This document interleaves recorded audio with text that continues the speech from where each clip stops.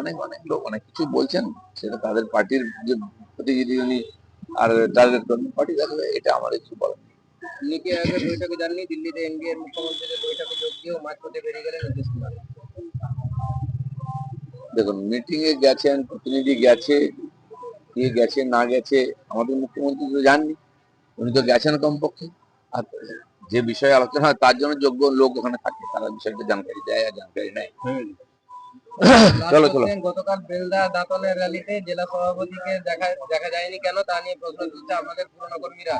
জেলার vice president Gauri Shankar ও রমাপ্রসাদ গিরি অভিযোগ, গতকাল জেলা সভাপতি তাদের ডাকেনি। তাদের অভিযোগ 27 তারিখ পাল্টা বিজেপি র্যালি করবে হিরণকে নিয়ে। জেলা সভাপতি এরাই ছিল, আমি যতদূর জানি জেলার নেতাদেরকে জেলা থেকেই বলা হয়েছে বিভিন্ন, কাল 5 জায়গায় র্যালি ছিল, তারা গেছে। আমার তো মনে হয় পাড়ায় পাড়ায় এরকম র্যালি হওয়া উচিত। যাদের ক্ষমতা আছে তারা প্রত্যেক বুথে পাড়াই করুক, সাধারণ মানুষকে নিয়ে করুক। ভারতবর্ষে এত বড় বিজয়, এটা আমাদের কাছে গৌরবের। প্রত্যেক দিন আর প্রত্যেক পাড়ায় পাড়ায় এই ধরনের র্যালি করানো উচিত। কোনো পার্টি বা কেউ নয়, সাধারণ মানুষ, ক্লাব, সবার অংশগ্রহণ করা উচিত। এটা রাষ্ট্রের ব্যাপার। আর আজকে একটা সুযোগ এসেছে, ভারতবর্ষে 142 কোটি লোক একসঙ্গে এক সুরে কথা বলছে পাকিস্তানের বিরুদ্ধে, যেন সব জায়গায় এরকম র্যালি হওয়া উচিত। চলো।